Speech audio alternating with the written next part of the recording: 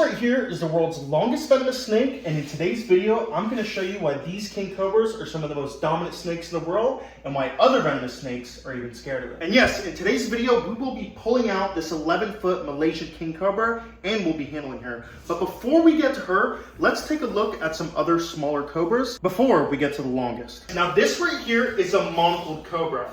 Now a baby king cobra comes out of the egg at about this size. Now this monocled cobra is about 2 years old, but a baby king cobra is only 2 days old when they're at this length. Now the difference between monocled cobras and king cobras is monocled cobras are technically a true cobra, while a king cobra isn't a true cobra at all. They're in a class of their own. But these guys right here mainly aren't feeding on other snakes. Now the reason the king cobra gets the name king cobra is because they feed on other snakes. Now a snake like this cobra right here mainly feeds on rodents and small birds, but a king cobra almost specifically preys on other snakes. Now a baby monocled cobra like this would be a perfect snack for a king cobra like that. Now although this little guy isn't a king cobra, he carries the same venom as a king cobra. They carry a neurotoxic venom that affects your central nervous system as well as a cytotoxic venom. But check out that little guy. They call them the monocled cobra because they have that little O on the back of their hood, like a little monocle. Whew. Now a monocled cobra at most will only hood up about 2 feet tall. A king cobra like this girl right here, they can hood all the way up to 6 feet tall, about 1/3 of their body length. So a king cobra that's 18 feet long can hood up about 5 to 6 feet, which is absolutely insane. Now let's put this little guy away and move up to a cobra a little bit bigger. All right guys, now the next snake we're gonna be pulling out before we get into the king cobra is a adult monocled cobra. This one's actually a leucistic monocled cobra, so it is all white. But as you can see here, we're gonna pull out some snake skin. Now snakes actually shed their skin. Each time they shed their skin, they get a little bit longer, and it's also nice because it helps clean the snakes off. We're gonna drop that. I see a little peek of the guy right here, and this is not a nice monocled cobra. Look at that. That right there is a leucistic monocled cobra, a male to be exact, and this guy is about at his adult size. So most cobras are going to get about this size. They're going to get about 4, maybe 5 foot long, with a couple other different species getting around 8 foot, like the forest cobra. Now monocled cobras are actually found in the same range as a king cobra, so typically king cobras found in the same range will also be eating these venomous snakes right here. Now king cobras are actually immune to snake venom from venomous snakes in their range. Now that this snake is found in king cobra's range, this snake can actually bite that king cobra, and it would have little to no effect on that king cobra. If you guys listen carefully, you can hear this monocled cobra hissing. It's a light hiss. Now king cobras will actually growl. King cobras have a modified trachea that gives them a super low pitched growl that is very, very intimidating. Looking at this guy, you may think he is albino, but he's actually leucistic. If you look at his eyes, he's got black eyes. Leucistics come with black or baby blue eyes, but this snake right here is relatively nice compared to that king cobra. Now if you look at this snake, you can see him flicking out his forked tongue. He is picking up particles in the air, and that is basically him tasting and smelling the air. So they have an organ located on the roof of their mouth called the Jacobson organ. So their tongue reaches out, picks up chemical particles, and actually rubs it along that organ, and that's how they can pick up if there's a snake close by, follow a trail, if something's a threat, if there's a mate close by, all different kinds of things they can figure out from using that forked tongue and rubbing it right across their Jacobson organ. So now we're gonna pull out the king cobra. Right here, you can see Shatid. She's around 11, 12 foot long, which is pretty much a max size for a female king cobra.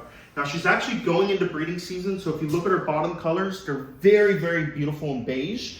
That's how you can tell a king cobra is ready to mate. Now, entering mating season, these guys will turn an insane light color, and that's kind of when you know you can introduce it to another mate, or if you find them in the wild, you can tell, okay, king cobras are mating right now. As you can see, she's in a big, beautiful 8-foot cage, and she stays in here specifically by herself because she will eat any other snake we put in here, venomous or not. So if you get a good look at this king cobra's head, you can see those giant scales on her head. They're kind of like a shield. Now, that's for other snakes when they're eating other venomous snakes or other non-venomous snakes. If they were to bite their head, those scales act like a shield to basically protect their brain.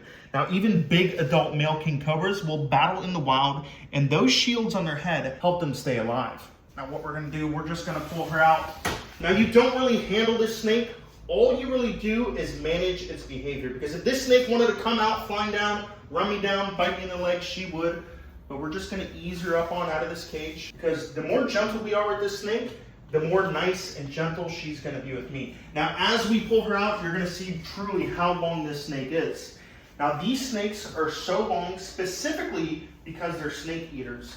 Their body and their stomachs are designed for eating other venomous snakes. Now sometimes in captivity, you can get lucky and you can get your king cobra to eat rodents, but naturally they only eat snakes. Now a lot of times in the wild, if a king cobra eats a snake, they don't have to eat for another month or 2 months, which is absolutely insane. Now looking at this cobra, you can see she is a nice, beautiful gold color. Now there's actually 4 distinct species of king cobras, with a bunch of localities and different kinds in between. Now this king cobra is only 11 feet long, but can you imagine an 18-foot male king cobra hooding up, looking you dead in the eyes?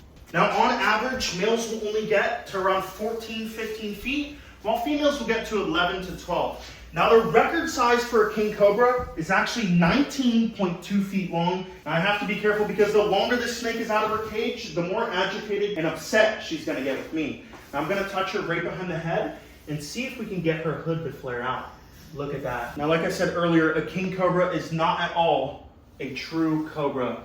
These guys are actually more closely related to other elapids like the mambas. Now genetic analysis actually shows that the king cobra is an early offshoot from the same bloodline as mambas, which is even worse than being a true cobra, because this guy's venom is very closely related to the mambas, which are some of the most venomous snakes on the planet. Now although this snake is not the most venomous snake, it does not matter, because that venom yield is so big, it might as well be. Now right in front of her right now is actually a coastal taipan, which is one of the most venomous snakes on the world, which this girl would have no problem eating. But king cobras in the wild are extremely rare. They're actually listed as vulnerable. So in some parts of the world, you can actually spend up to 5 to 10 years in prison from just killing a king cobra. Now mainly that vulnerable status comes from deforestation, poachers killing them for bushmeat, and also Chinese medicine. Now in some religions, they actually believe eating or drinking king cobra wine can actually heal certain illnesses, but that is not scientifically true. But look at that, the king cobra hooding up nice and well. I want her to keep looking at the phone and not look at me. And you can see her hooding out her throat. Now she's actually just got neck bones, kind of like ribs, that just flare out, and that is how they get that big, beautiful hood. Now never try to handle a king cobra like this. It will almost always end in certain death if you are bitten by one of these guys. Now originally, it was only thought to be one species of king cobra.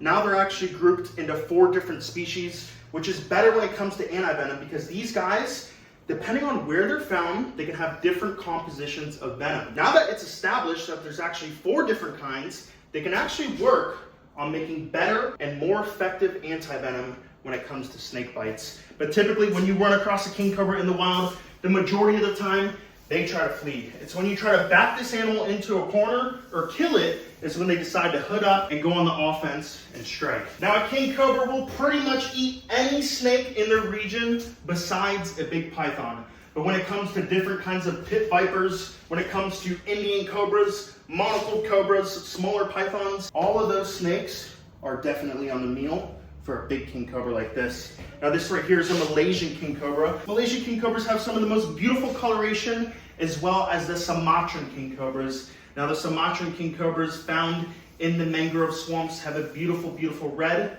going down their throat. Now believe it or not, these snakes are actually diurnal, which means they're mostly found during the day, and that is because researchers always find king cobras hunting during the day, although they can be found at night. But for the most part, a lot of snakes are more nocturnal. These guys are actually diurnal, and they're found most of the time during the day. Look at that, beautifully hooding up. Now these guys are called king cobras for a reason. Like I said, the majority of their prey consists of snakes and other venomous snakes, but king cobras have been observed to eat small mammals and even monitors in the wild. So there's really nothing that is not on the menu for a king cobra. Nice and beautiful, hooding up for the camera. She does not like it when that camera gets too close. Now, in my opinion, one of the most interesting facts about king cobras is they're actually known to build a nest They're known to gather leaf litter, and they're known to build and guard a nest throughout the entire cycle of those eggs incubating. So king cobras are excellent mothers in the wild. They're known to build a beautiful giant mound of leaves, lay those eggs, and guard it from all different kinds of predators. Now, it doesn't matter what you are, if a 14-foot mother king cobra comes charging at you to leave her nest alone, you're probably gonna leave it alone. Now, if you are bitten by a king cobra, there's one type of snake venom. It's actually called polyvalent, and the polyvalent snake venom is what's used to treat a bite from a king cobra. Now, king cobra antivenom is made from injecting the venom into horses. Horses will actually build antibodies up. Scientists will extract the antibodies, and that right there is antivenom. So when you get bit, they will administer the antivenom. The antibodies in it will actually go against the venom. They'll counteract it, they'll fight it, and it will try to help save your life. But even a bite with antivenom is almost certainly fatal because there's just too much venom and it's too toxic, and the majority of the time, humans cannot handle that much venom. Now, if bitten by a king cobra, almost immediately after minutes, you're gonna start to experience symptoms of drowsiness, vertigo, blurred vision, eventually paralysis, and then cardiovascular collapse. What's gonna happen is your brain is gonna stop sending signals to the rest of your body, your organs are gonna fail, and eventually you'll stop breathing. But on the flip side of that nasty venom, scientists have actually used that venom to develop two different kinds of pain relievers. Now, one is called cobroxin, and the other is actually called nilotoxin, which helps block different pain receptors in the human body. So this venom can be used to kill you, but it can also be used to treat different illnesses and different kinds of pain. Look at that. That is why I call the king cobra charge. You can tell she is getting fed up with me. She wants to go back in her cage. Now, she was relatively nice, but this king cobra's demeanor can change in the split of a second. Look at that. I'm just trying to give her a gentle touch.